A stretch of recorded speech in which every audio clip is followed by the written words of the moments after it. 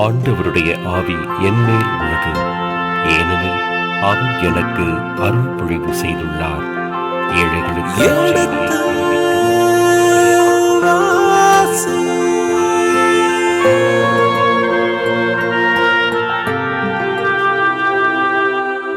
எடுத்து வாசி.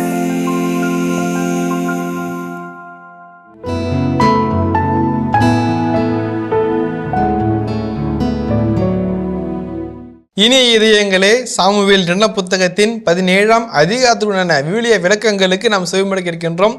இந்த பகுதியின் சிறப்பு என்ன? தன்னை அரசனை அறிவித்துக் கொண்ட அப்சலோம் என்ன செய்ய இருக்கின்றார்? தப்பியுடைய தாவீதுக்கு என்ன ஆயிற்று? தாவீதின் வீட்டாருக்கு என்ன ஆயிற்று? அந்த அப்சலோமுக்கு சொன்ன அறிவுரைகள் எடுபட்டதா இல்லையா என பல கேள்விகள் நம் மத்தியில் இருக்கின்றன. வாருங்கள், வழக்கம் போல தந்தையிடமிருந்து நாம் அறிவுரைகளையும் விளக்கங்களையும் பெற்றுக்கொள்வோம். நிகழ்ச்சிகள் செல்வோம். உங்கள் சார்பாக தந்தையர்களுக்கு வணக்கம் சொல்லி நிகழ்ச்சியை தொடங்குவோம். வணக்கம் தந்தையர்களே. வணக்கம்.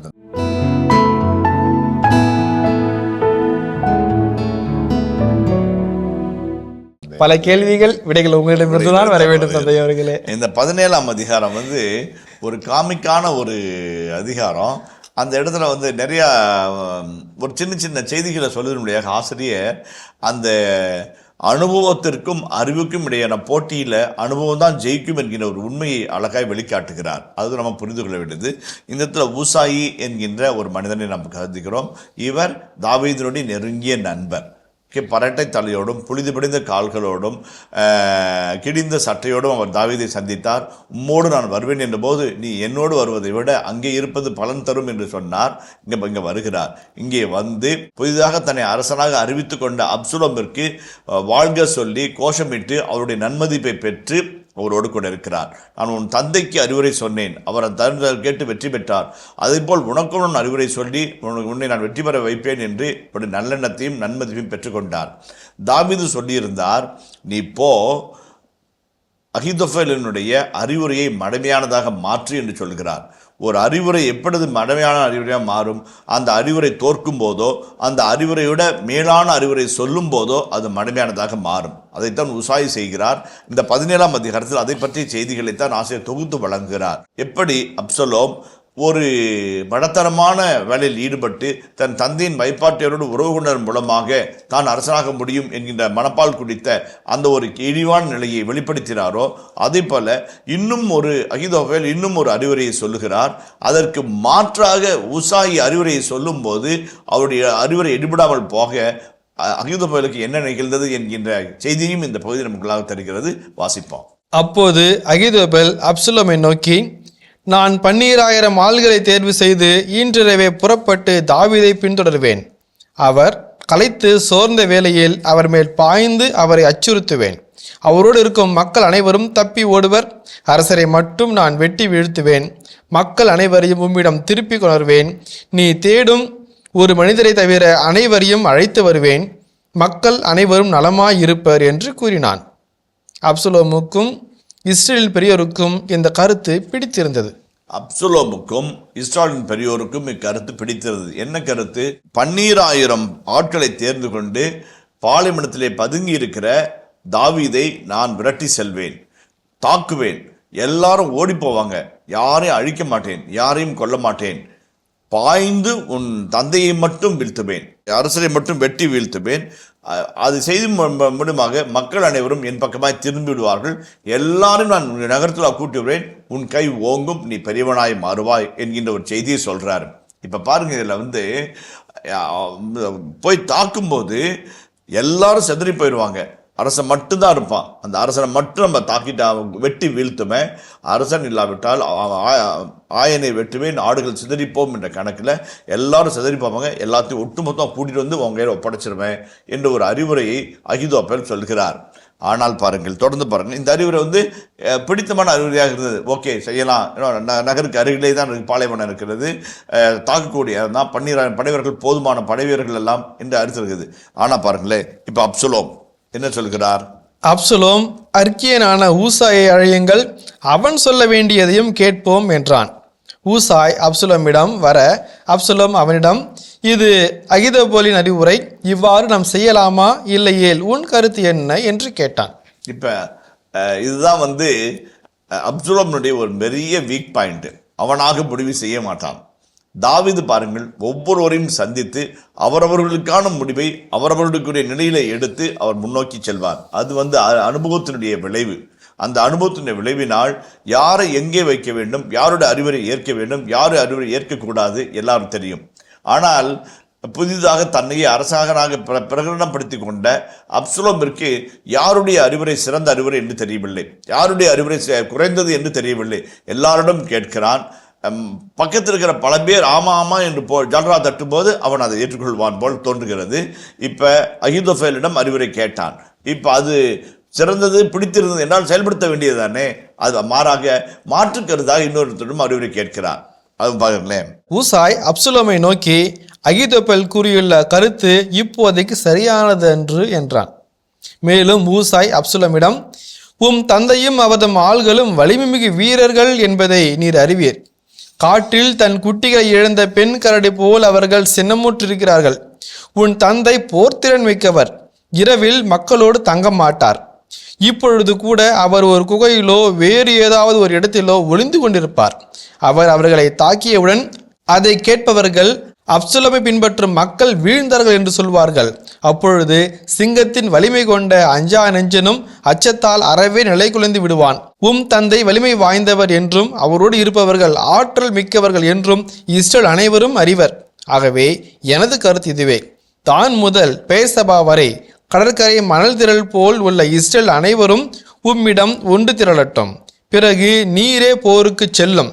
நாம் அவர் எதிர்த்து சென்று அவர் தங்கியுள்ள இடத்தை கண்டுபிடிப்போம்.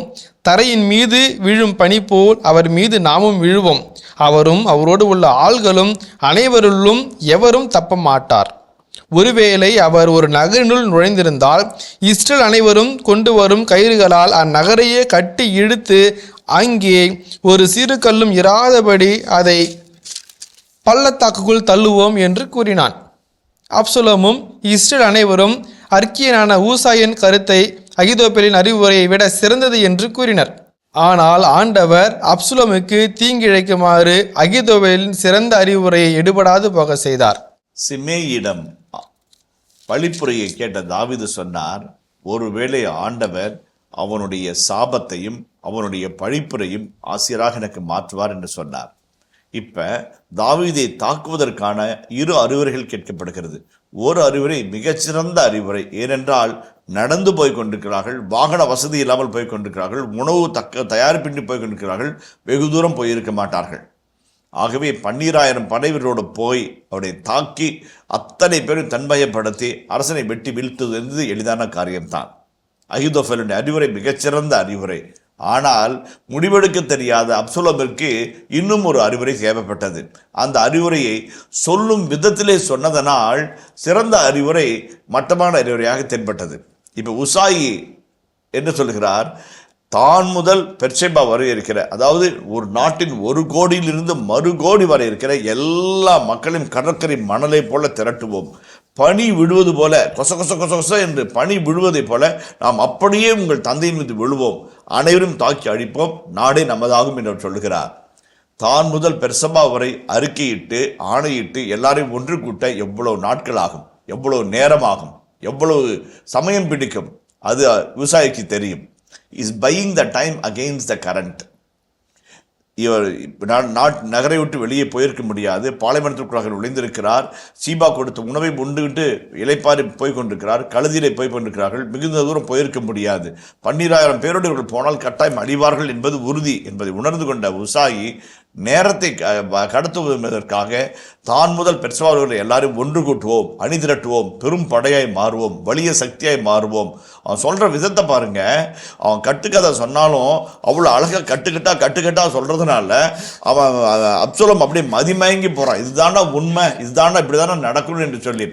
ஒரு வேளை ஒரு நகருக்குள்ளேயே போயிட்டார்னு வச்சுங்களேன், அந்த நகரை நம்ம கொண்டு வர கைத்தினாலேயே கட்டி இழுத்து அப்படியே பள்ளத்தில் தள்ளிடலாம் அப்படின்றான். அவன் எவ்வளோ ஒரு பேச்சு, அவனுடைய பேச்சுத்தன்மை பாருங்க. அதே போல தாவீதை பற்றி பேசும்போது உன் தந்தையை அரசரை தாக்குவேன், அவரை மட்டும் வெட்டி வீழ்த்துவேன் என்று அகிதோப்பேல் சொன்னான். ஆனால் இந்த இடத்துல சொல்லாரு, உன் தந்தை தன் குட்டிகளை இழந்து போன பெண் கரடி போல சினமுற்று இருக்கிறார். சினமுற்றிருக்கிறார். அவரோடு இருக்கிறவர்களும் மிகுந்த சினத்தோடு இருக்கிறார்கள். அந்த சினத்தோடு இருக்கிறவர்கள் மீது நீங்கள் கை வைத்த போனீர்கள் என்று சொன்னால் எரிகின்ற நெருப்பிலே கை விடுவதை போல ஆகும். எவ்வளவு அச்சமூட்டுகின்ற வார்த்தைகள். உங்கள் தந்தை எந்த அஞ்சா நெஞ்சினனும் அஞ்சக்கூடிய வலிமை படைத்தவர், வலிமை படைத்தவர், மிகச்சிறந்த போராளி, மிகச்சிறந்த படையாளி, மிகச்சிறந்த போர் வீரர். அவரை எதிர்த்து செல்வது என்பது சாதாரண காரியமே அல்ல. அது உமக்கு தெரியும். அது ஒரு அச்சத்தை ஊட்டுகிறார், ஒரு பயத்தை ஊட்டுகிறார், ஒரு திகிலை ஊட்டுகிறார். அதோட என்ன சொல்றாரு, அகிதோபேல் சொல்றாரு, 12,000 பேரோட போய் அவரை மக்கள் எல்லாரும் செதறிச்சிட்டு அவரை மட்டும் வெட்டி வீழ்த்துவேன், மக்கள் எல்லாம் உன் பக்கத்தில் கொண்டு வந்துடுன்னு சொல்றாரு. அவர் என்ன ஏமாளியா? அவர் ஒரு கோமாளியா? மக்களோட சேர்த்து கூட்டத்தில் தங்கியிருக்கிறதுக்கு மலை இடுக்கிலேயோ மலை உச்சியிலோ குகையிலேயோ அல்லது ஒரு மரத்தின் மீது அவர் உறங்கி கொண்டிருப்பார். எங்கே தூங்குவார் யாருக்குமே தெரியாது. ஒருவேளை நீங்கள் அங்கே போனீங்க அப்படின்னாக்க மக்கள் உங்களை தாக்கி அழித்து அப்சலோம் வீழ்ந்தான் என்று சத்தமிடும்போது ஒட்டுமொத்த நாடும் சிதறி போகும், உங்கள் திட்டங்கள் எல்லாம் பாழாய் போகும் என்று அவன் சொல்ல வேண்டிய கருத்தை சொல்ல வேண்டிய விதத்திலே சொல்லி அவருடைய மனதை மாற்றுகிறார். அதுவும் கூட கடைசி வசனம் பாருங்க, அந்த பகுதியினுடைய கடைசியில் ஒரு வசனம் இருக்கிறது. கடவுள் அகிதோபேலினுடைய சிறந்த அறிவுரையை மடமையாக மாற்றினார். யாருக்காக? அப்சலோமிற்கு தீங்கு இழைப்பதற்காக. இந்த தீங்கு இழைப்பு எதனால் வருகிறது? தாவீது பொறுமையோடு வழியில் வருகிற எல்லாருடைய சாபத்தையும் பழிப்பறையும் ஆண்டவர் ஆசிரியராக மாற்றுவார் என்று எதிர்பார்த்து காத்திருந்ததனால் அகிதோபேலுடைய அறிவுரை எடுபடாமல் போக ஊசாயின் அறிவுரையை பின்பற்ற அப்சலோம் முனைப்பெறுகிறார். இப்ப இந்த இடத்துல ஊசா இன்னொரு அருமையான செய்தி செய்கிறார். தான் முதல் பெட்சபா வரையில் இருக்கிற மக்களை ஒன்று திரட்டப் போகிறார்கள். நாட்டிலே பெரும் படை ஒன்று திரளப் போகிறது. உங்களுக்கு எதிராக போகிறவர்கள். ஆகவே நீங்கள் தொடர் ஆற்றை கடந்து அந்த பக்கம் போய்விடுங்கள். யோர்தான் நதியானது மிக முக்கியமான ஒன்று. அந்த யோர்தான் நதியை தாண்டி அந்த பக்கம் போனால் படையெடுப்பதும் படை வீரர்கள் கடந்து போவதும் மிக கடினமான ஒரு காரியம். அதே போல இந்த டிரான்ஸ் ஜோர்டன் ஏரியா மலைப்பாங்கான பகுதியாக இருக்கிறது. அந்த இடத்திலே போரிடும் தன்மையும் வேறு, போரிடும் நிலையும் வேறு. எருசலேமில் இருந்து சமவெளி பகுதியிலும் பாலைவன பகுதியிலும் போரிடும் நிலையும் வேறு, மாறுபட்ட விதத்திலே அவர்கள் போரிட வேண்டும். ஆகவே ஆற்றை கடந்து யோர்தானுக்கு அப்பால் அவர்கள் போகட்டும், தப்பிக்க வழிவகை தேடுகிறார். அதுதான் இந்த அடுத்த பகுதி. வாசிப்போமே 15. பின்னர் ஊசாய் குருக்களாகிய சாதோக்கிடமும் அபியாத்திரிடமும் அப்சலோமுக்கும் இஸ்ரேலின் பெரியவர்களுக்கும் அகிதோபேல் இவ்வாறு அறிவுரை தந்தான். நானோ இவ்வாறு கருத்து சொன்னேன். இப்போது உடனே ஆள் அனுப்பி பாலை நில எல்லை பகுதியில் இரவு தங்க வேண்டாம் என்றும் அரசரும் அவரோடுள்ள மக்கள் இரையாகாதபடி அவர்கள் கண்டிப்பாக வேறு இடத்திற்கு செல்ல வேண்டும் என்றும் தாவீதிடம் சொல்லுங்கள் என்றான். பாருங்களேன், ரொம்ப அழகான செய்தி. இப்போ எவ்வளோ ஞானமாக எவ்வளோ விவேகமாக ஒற்றற்படை ஆட்கள் செயல்படுகிறா பாருங்க. அவன் அறிவுரை சொல்கிறான், அது சிறந்த அறிவுரை என்று அப்சலோமும் யூத பெரியவர்கள் நினைக்கிறாங்க. அதை அப்படியே கிராஸ் டாக் பண்ணி அப்படி இவனுடைய கருத்தை சொல்லி இதுதான் வல்லமையானதுன்னு சொல்லிட்டு அரசை இந்த நேரத்தில் இருக்கும்போது செய்திகளை திரும்பி அனுப்புகிறாரு. செய்தி அனுப்புக்குள்ள பாருங்களேன், இந்த யோனத்தான் மற்றும் அகிமாஸ் இருவரையும் அனுப்பி வைக்கிறார்கள். அதை தொடர்ந்து வாசிப்போம். அப்போது யோனத்தானும் அகிமாசும் என்ரோகேலில் காத்திருந்தனர். ஒரு பணிப்பெண் அவரிடம் சென்று செய்தியை சொல்ல அவர்கள் தாவீதிடம் சென்று அதை அறிவிப்பார்கள். ஏனெனில் அவர்கள் நகருக்குள் செல்வது யாரும் காணாமல் இருக்க வேண்டியிருந்தது. ஆனால் சிறுவன் ஒருவன் அவர்களை பார்த்துவிட்டு அப்சலோமுக்கு தெரியப்படுத்தினான். இருவரும் விரைவாக சென்று பகூரிமில் ஒருவரின் வீட்டில் நுழைந்தனர். அவரது வீட்டு முற்றத்தில் ஒரு கிணறு இருந்தது. அவர்கள் அதற்குள் இறங்கினார்கள். அவ்வீட்டு பெண் கிணற்று வாயிலை ஒரு போர்வையால் மூடி அதன் மேல் தானியங்களை பரப்பினார். அவர்கள் இறங்கியது யாருக்கும் தெரியவில்லை. அப்சலோமின் பணியாளர்கள் வீட்டிற்குள் நுழைந்து அப்பெண்ணை நோக்கி, அகிமாசும் யோனத்தானும் எங்கே என்று கேட்க, அவரோ அவர்கள் ஆற்றை கடந்து சென்று விட்டார்கள் என்று சொன்னார்.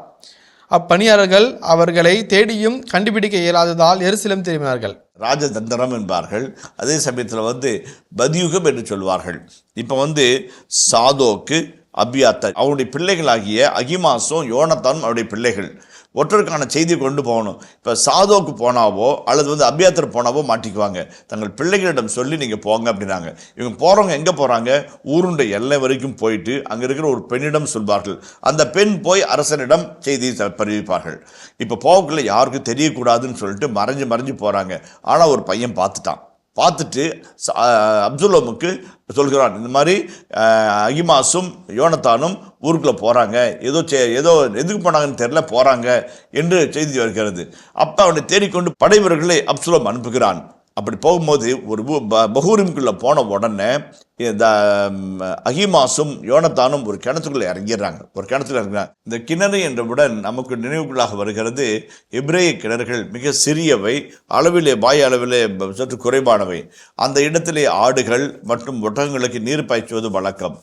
உதாரணத்திற்கு விடுதலை பயண நூல் 2ஆம் அதிகாரம் 3ஆம் அதிகாரங்களிலே ஜெத்ரோவினுடைய மகனான சிஃப்ரா அந்த இடத்துல ஆடுகளுக்கும் மாடுகளுக்கும் நீர் பாய்ச்சுவதாகவும் திருடர்கள் வந்து தாக்கும்போது காப்பாற்றப்படுவதை நாம் பார்க்கிறோம். அதே போல யாக்கோபு தன் மக்களுக்காக ஒரு கிணறு வெட்டி இருக்கிறதை நாம் யோவானுடைய நற்செய்தி 4ஆம் அதிகாரத்திலே பார்க்கிறோம். இந்த கிணறுகள் ஒவ்வொரு வீட்டிலும் தண்ணீர் வசதிக்காக இருக்கும்.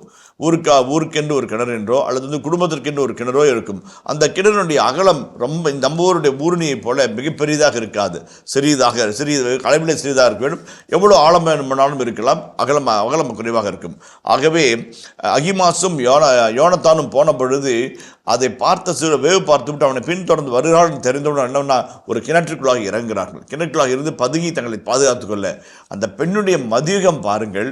போர்வையினால் மூடி தானியங்களை பரப்பி ஏதோ தானியத்தை வெயிலிலே காய வைப்பது போல அந்த பெண் பார்த்து கொண்டாள். நேரில் வந்த பொண்ணுகிட்டே போய் கேட்குறாங்க, இங்கே யோனத்தானும் மகிமாசும் வந்தாங்களே எங்கே என்று கேட்ட பொழுது அவர்கள் இதை கடந்து போய்விட்டார்கள் என்று சொன்ன பொழுது அவள் நல்லா புரிஞ்சுங்க. இஸ்ராயலுடைய வரலாற்றிலே பெண்கள் பல இடங்களிலே மதியுகமான செயல்பாட்டை செய்து வரலாற்றை திசை திருப்பி இருக்கிறார்கள். ராகாப் என்கின்ற ஒரு பெண்மணியை பற்றி தெரியும். மேல் மாடிகளை தங்க வைத்து அவர்கள் போய்விட்டார்கள் என்று சொல்லி நாட்டை வேவு பார்க்க வந்த ஒற்றலுக்கு உதவிய ராகாபை நமக்கு நன்றாக தெரியும். தெபோராவை நமக்கு நன்றாக தெரியும். அதே போல் இந்த பணிப்பெண் கூட தானியத்தை பரப்பி அந்த துணியினால் மூடி தானியத்தை பரப்பி உள்ளே ஒன்றுமே இல்லாதது போலவும் வெயிலுக்கு காய வைத்தது போல காட்சியை தந்து அவளை ஏமாற்றுகிறார்கள். மிக அருமையான ஒரு மதியுகமான ஒரு செயல்பாட்டினாலே அகிமாசும் யோனத்தானும் தப்பிக்கிறார்கள். அந்த சிறுவன் சொன்ன செய்தியை அவர் கேட்டு பின்தொடர்ந்து வந்து அவனை பிடித்திருந்தால் கதையை வேறாக மாறி இருக்கும். சின்ன சின்ன காரியங்கள் தான், ஆனால் வரலாற்றை நகர்த்தி செல்லக்கூடிய ஒரு அற்புதமான நிகழ்வுகளாகவே மாறுகிறது என்பதை நாம் மறந்துவிடக்கூடாது. அடுத்த வாசிப்போமே. அவர்கள் அகன்றதும் யோனத்தானும் அகிமாசும் கிணற்றிலிருந்து ஏறி வந்து அரசர் தாவீதிடம் சென்று, உடனே புறப்பட்டு ஆற்றை கடந்து செல்லுங்கள், ஏனெனில் அகிதோப்பெல் உமக்கு எதிராக இவ்வாறு அறிவுரை கூறியுள்ளான் என்று கூறினார்கள். தாவீதும் அவரோடு இருந்த மக்களும் புறப்பட்டு யோர்தானை கடந்து சென்றார்கள். பொழுது புலரும் முன் யோர்தானை கடந்திராதவர் எவரும் இலர். யோர்தான் என்பது நாட்டிலே இருக்கிற ஒரே நதி, மிகப்பெரிய நதி. சிற்றாறுகள் நிறைய இருந்தது. யார்முக்கு, யோவான் என்ற பல சிற்றாறுகள் இருந்தது. ஆனால் நாட்டிற்கென்று வந்த பிரம்மபுத்திராவை போல ஒரு கங்கை நதியைப் போல அல்லது ஒரு காவிரி ஆற்றைப் போல ஒரு கோதாவரியைப் போல நாட்டிற்கென்று இருக்கிற மிகப்பெரிய நதி என்றால் ஒரே ஒரு நதி, அது யோர்தான் நதி மட்டும்தான். அந்த நதியினுடைய கடப்பது யோசுவா புத்தகத்தில் நாம் பார்க்கிறோம். செங்கடலை கடந்தது போல இந்த யோர்தான் நதியை கடக்கிறார்கள். இந்த இடத்திலே அந்த நதியை கடந்து அந்த பக்கம் போவது கடினமான ஒரு காரியம். நதியை கடந்து அந்த பக்கம் போய்விட்டார்கள். அதில் ஒரு அழகான வசனத்தை வைத்திருக்கிறார்கள். பொழுது புலரும் முன்பாக நதியை கடக்காதவர் யாருமே இல்லை. அப்பொழுது அதனுடைய தீவிரத்தையும் அவசரத்தையும் உணர்ந்து உடனடியாக இரவோடு இரவாக அத்தனை பேரும் நதியை கடந்து அந்த பக்கம் போய்விட்டார்கள். பாதி ஆபத்து நீங்கிவிட்டது என்பதை நாம் புரிந்து கொள்கிறோம். அடுத்து வாசிப்போம். தன் அறிவுரை ஏற்றுக்கொள்ளப்படவில்லை என்று கண்டதும் அகிதோப்பெல் தன் கழுதைக்கு சேணமிட்டு நகருக்கு புறப்பட்டு தன் வீட்டை அடைந்தான். தன் வீட்டை ஒழுங்குபடுத்திவிட்டு அவன் நான்று கொண்டு மடிந்தான். அவனை அவனுடைய தந்தையின் கல்லறையில் அடக்கம் செய்தனர். பாருங்களேன், இப்போ விவிலியத்திலே வெகு சிலர் மட்டும்தான் நாண்டு கொண்டு செத்ததை விவிலியம் விவரித்து காட்டுகிறது. யூதாஸ் நாண்டு கொண்டு செத்தான் என்று நாம் பார்க்கிறோம். அதே போல இந்த அகிதோப்பெல் தன்னுடைய அறிவுரை ஏற்றுக்கொள்ளப்படவில்லை என்பதனால் அவன் அமைச்சருக்கு ஈடான ஒரு நிலையிலே அரச அறிவுரையாளனாக இருந்தான். அவனுடைய அறிவுரை ஏற்கப்படாதபடி யார் செய்தது? உசாய் தந்திரமாக செயல்பட்டு அவனுடைய அறிவுரை எடுபடாமல் போக செய்துட்டான். தன் அறிவுரை எடுபடாமல் போனது என்பதை பற்றி குறித்து கவலைப்பட்ட அகிதோப்பெல் தன் மானம் போய்விட்டதே என்பதை உணர்ந்து பார்த்து வீட்டிற்கு வந்து வீட்டை ஒழுங்குபடுத்திவிட்டு நாண்டு கொண்டு செத்தான். அவனுடைய தந்தையின் கல்லறையில் அவனை அடக்கம் செய்கிறார்கள். வாள் எடுப்பவன் வாளால் மடிவான், சூழ்ச்சி செய்கிறவன் சூழ்ச்சியால் மடிவான் என்பது போல இந்த இடத்திலே உசாய் என்கின்ற ஒரு சாதாரண மனிதன், தாவீதினுடைய நண்பன், அவன் செய்த மதிநுட்ப செயல்பாட்டினாலே ஒரு சூழ்ச்சிக்காரன் அழிந்து போகிறான். அப்சலோம் என்கின்ற மாபெரிய சக்தியை அழிப்பதற்கு அவனிடம் சுற்றி இருக்கிற எல்லா சக்திகளையும் அழித்தால் அவன் தானாக அழிந்து விடுவான் என்பது உண்மை. இப்போ தாவீது மகனாயும் வருகிறார்கள். அத்தனை பேரும் தாவீது அத்தனை பேரும் யோதனை கடந்து அந்த பக்கம் வந்துட்டாங்க. இந்த இடத்துல பாருங்க, தாவீதுடைய படைத்தளபதி யாரு? யோவாபு. அந்த யோவாபு படைத்தளபதியாக யாருக்கு இருக்க வேண்டும்? அப்சலோமுக்கும் இருக்க வேண்டும். ஆனால் அப்சலோம் யோவாபை நம்பவில்லை. ஏற்கனவே அபிசாயி தாவீதோடு வருகிறார். அபிசாயி யோவாபனுடைய சகோதரன். இவன் தாவீதோடு போய் கொண்டிருக்கிறான். யோவாபை நம்பவில்லை. அவனுக்கு மேலாக அமாசாவை அப்சலோம் படைத்தளபதியாக நிறைவேற்றுகிறார். இப்போ இந்த இடத்துல ஒரு அருமையான செய்தியை சொல்லுகிறார்கள். அதுதான் என்னன்னாக்க, செருயாவின் சகோதரி ஆவாள், தாயுமான செருயாவின் சகோதரி ஆவாள். இந்த செருயாவின் புதல்வர்கள் தான் யோவாபும் அபிசாயும். அந்த குடும்பத்துக்குள்ளேயே ஒரு குடும்பத்தை உருவாக்கி அங்கே இருந்து ஒரு படைத்தளபதியை தனக்கென அவர் எடுத்துக்கொள்கிறார்கள். இந்த இடத்துல மகனாயும் வந்தபோது அம்மோனின் நகரான இப்போ அழகான ஒரு காட்சியை நம்ம காண்கிறோம். தாவீது நாட்டை விட்டு வெளியே ஓடுகிறார் என்று கேள்விப்பட்டவுடன் நிறைய பேர் கேவலமாக பேசி பழித்துரைத்து சிமையை போல் நடந்திருக்கலாம். ஆனால் பாருங்கள், சீபா மிகுதியான உணவுப் பொருட்கள், மிகுதியான கழுதைகளை கொண்டு உதவி செய்கிறார். இந்த இடத்துல ஆற்றை கடந்து இன்னொரு இடத்துக்காக வருகிறார்கள். அந்த இடத்துல பாருங்கள், 4 ராபாவிலிருந்து நாகாசின் மகன் சோபியா, லோதாபாவிலிருந்து அம்மியலின் மகன் மக்கீர், ரோகேலிலிருந்து கிளையாதின் மகனாகிய பர்சில்லா, எல்லாரும் வராங்க, உதவுறாங்க. என்னதுக்கு உதவுறாங்க? தாவீதுக்கு தேவையான படுக்கை வசதிகள், மட்பாண்டங்கள், உணவுப் பொருட்கள், வார்கோதுமை அப்பங்கள், தயிர், பாலாடை கட்டி, ரொட்டி துண்டுகள் எல்லாவற்றையும் கொடுத்து அவங்கள பராமரிக்கிறாங்க. உதாரணத்துக்கு நம்ம நல்லவங்களா இருந்தோம்னாக்க எல்லாரும் நம்ம நல்லவங்களா இருப்பாங்க. தாவீது இத்தனை பேரிடம் சீபாவிலிருந்து எத்தனை பேரை அவர் சந்தித்தார். 1-2 நபர்களை தவிர மற்ற எல்லாரும் அவனை பாராட்டி, அவனுக்கு புகலிடம் தந்து, அவனுக்கு நன்மை செய்து, அவனுக்கு உதவ வருகிறார்கள் என்று சொன்னால் அவருடைய நல்லெண்ணம். இனி இதயங்களே, எடுத்து வாசி பருவம் 2 சாமுவேல் 2ஆம் புத்தகத்துடனான விவிலிய இறை வசனங்களுக்கு செய்யப்படுத்திக் கொண்டிருக்கின்றோம். இதன் தொடர்ச்சியை மீண்டும் அடுத்த பகுதியில் தொடர்வோம். அதுவரை இணைந்திருங்கள். இயேசுவுக்கே புகழ், இயேசுவுக்கே நன்றி, மரியே வாழ்க. அவர் சென்ற இடமெல்லாம் ஆதரவு, அன்பு, பாசம், பரிவு, பகிர்வு, நேசத்தை காட்டுகிறார்கள். அது எதை குறித்து காட்டுகிறது?